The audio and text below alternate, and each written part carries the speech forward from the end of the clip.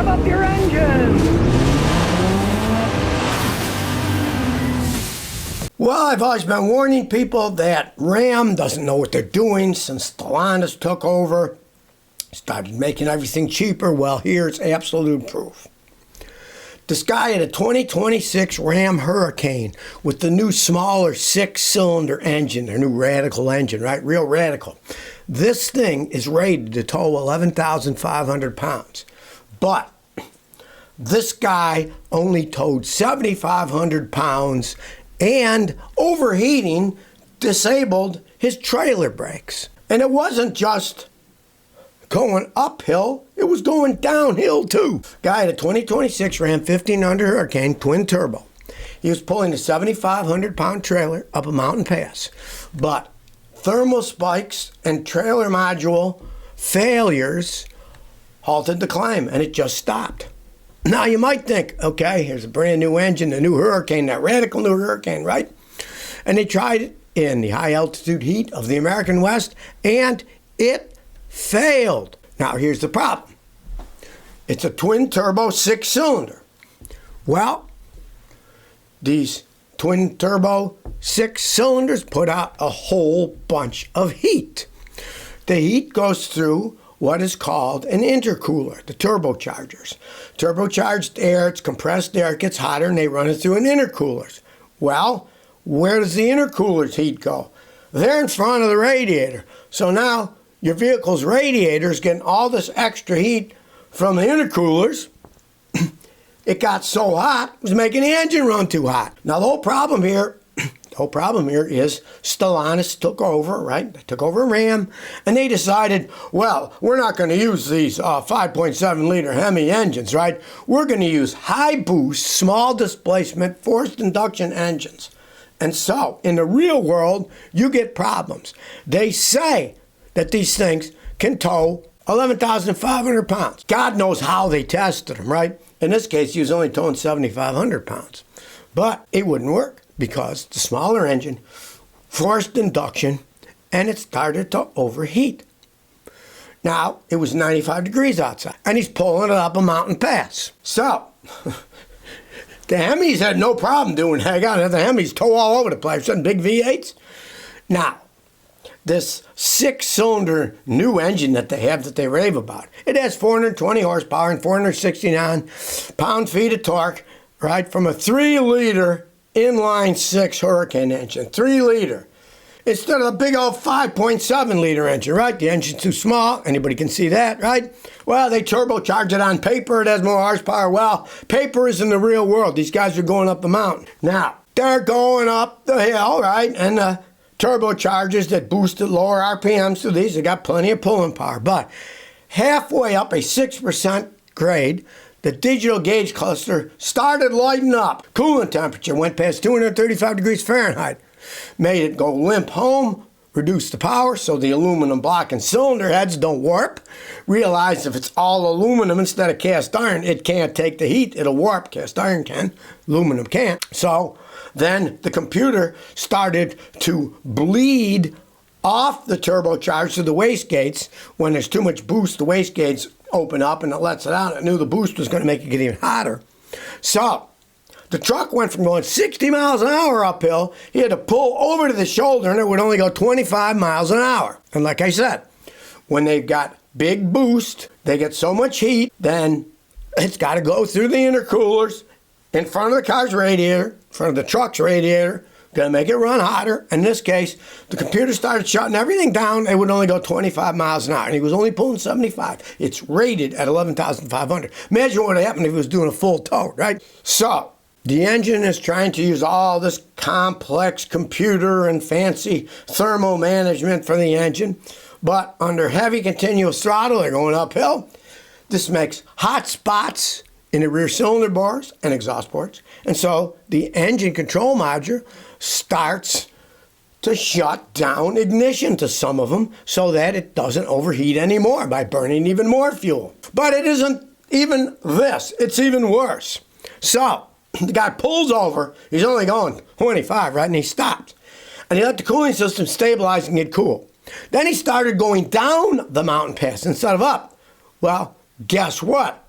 That didn't work either. It couldn't even go downhill right. He's going down, using engine braking and the trailer brake controller to keep the brakes under control. But all of a sudden, the integrated electronic trailer stopped communicating, and it had error all over the dashboard, and he had to use the truck's standard brakes with no electronic trailer brakes assisting the vehicle because it turned all that off. And that now had to stop all of the kinetic energy going downhill of 13,000 pounds, which was the combined weight of the vehicle, and the 7,500 pound trailer was pulling. So the guy keeps trying to brake it, but then the brakes started burning. He could smell the burning brakes as he's struggling to try to get this thing to slow down, right? And he finally made it to one of those runaway truck ramps where, the truck says runaway, they go, and then it slightly goes up. So just by gravity, it finally stops, right? So here we have, not only does this thing fail, it couldn't go up, it also couldn't go down, pulling only 7,500 pounds. So this basically shows that they have a complex electrical system and they have very vulnerable thermal problems, and their thermal management system stopped working.